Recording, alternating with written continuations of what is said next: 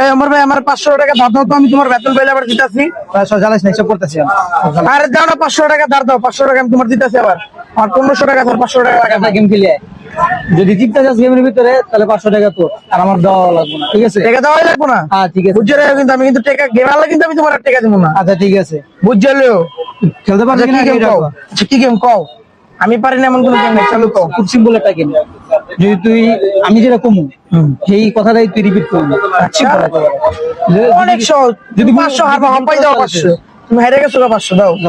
ঠিক আছে, একটা কুত্তা, একটা কুত্তা, একটা বিলাই, একটা বিলাই। বিলাই কয়টা পাও? বিলার চেষ্টা পাও। দিচ্ছি। গেম আনলাম কেমনে? তো রিপিট করা দরকার ছিল, বিলাই কয়টা পাও?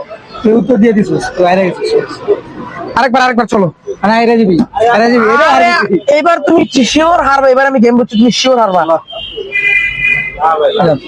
একটা কুত্তা, একটা কুত্তা, একটা বিলাই, একটা বিলাই। বিলাই কয়টা পাও? বিলের গড়া পাও। ভুল উত্তর।